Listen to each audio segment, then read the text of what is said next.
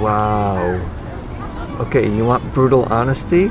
I'm a 61-year-old gay man, and years ago I had AIDS, and my father said to me, well, you deserve that for your lifestyle. The most painful thing I've been told was, I expected that from you. It was like, they just expected me to fail the entire time. And the thing that hurt the most was that it was my father. At first, it wasn't even hard to hear. I expected it. But then I just started thinking about it. Like, had me spiral. Okay, I'm sorry, I can't continue. My wife told me that she was told that she was too pretty to be with me because I was black. That was the most painful thing I was ever told. We were going to pick up food from a restaurant, so in my mind, like I was sitting in the car, so they didn't even like see me treating her any type of way, or you know, like you literally know nothing about me, and that was the first thing they said, like on first impulse, you know. Now I have like a subconscious thought that like people are either judging me or they have like a preconceived notion about me when I deal with them. I think I wasn't actually told this, but one time my family and I got into a huge fight, and I was just walking past a hall bawling my eyes out, and my mom just looked at me and then she kept walking and she didn't say anything to me, and I didn't have to be told anything to know what it meant. I wish something had been said. I think everyone's had that time where like a conversation has happened entirely silent. So recently the most painful thing that I've been told is that my dog has cancer and it's spread to her lungs. It's just me and my dog, so definitely probably the most painful thing that I've been told. I lived in Austin, Texas. I moved there to do film, and I wanted a dog, and so I got Emmy in 2011. She was a rescue dog. She was abused, and I've had her for about 10 years now, and she's my best friend.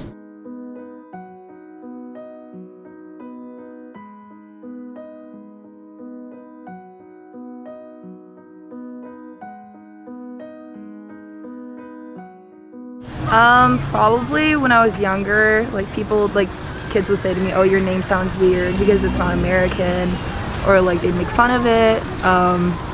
Yeah, I don't know, it'd be like small comments almost, but then it would like stay with me for a long time, and it still kind of affects me like today. I can't like pinpoint a certain thing, but it's kind of like a series of events that like have led up to something, so. Well, I think your name's beautiful. Thank you. The most painful thing for me is that day when I knew that I won a green card. And for many people it's happiness, and they want to be, and in US they want to live in a dream. But for me it was painful because I should leave my home, my family, my friends, and it was painful for me.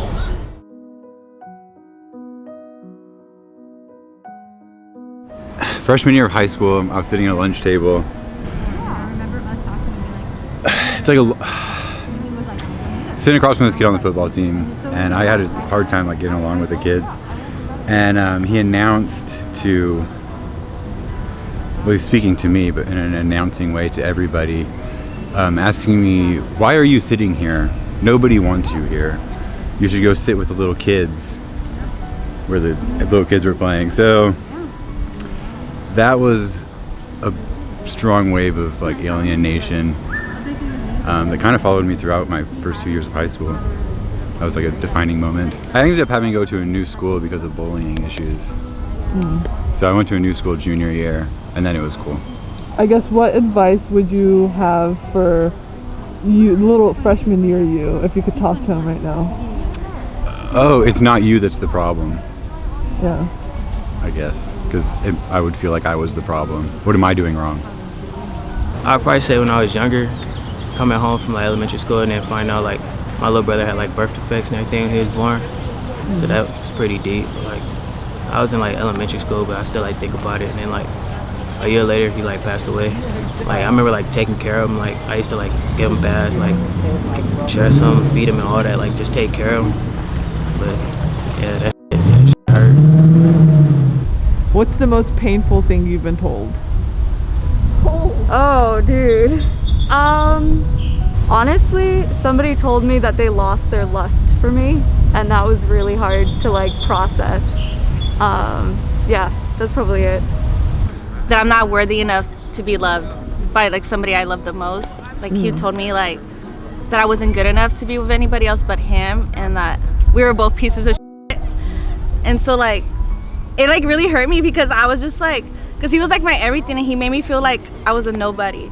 When I meet somebody else, I just feel like I'm not worthy enough to be with them. Like they're doing me a solid, like they're doing a charity for me. He said that every time he said he loved me, he didn't mean it. He'd get drunk, right? And then he'd be like, I love you, I want you to be my wife, I want you to be my everything, blah, blah, blah. And then next morning I'd be like, oh, this is what you said. And I'd laugh and be like, you meant it, right? And he'd be like, I don't remember saying it, so I didn't mean it. Or he would remember saying it and he'd be like, oh, I don't mean it. Like, why would you listen to me when I'm drunk? Like, it was all a mistake. Like, it made me feel really corpse bride type thing. Like, the part she's like, why did you ask me to marry me? And then he was like, I didn't mean it, you know? Like, that kind of. But. When my wife told me that she didn't love me and had never loved me before. Yeah, it was very painful and very difficult to grapple with, to understand what was happening, and there's still a lot I don't understand in that. But Probably that I was too fat to have the friends that I had. I was too fat and I was not pretty enough to have the friends that I had. That was a little painful, and it came from someone that I thought was my friend. So that was a bummer. You never like to be told that you're not good enough for anything. So that is my answer.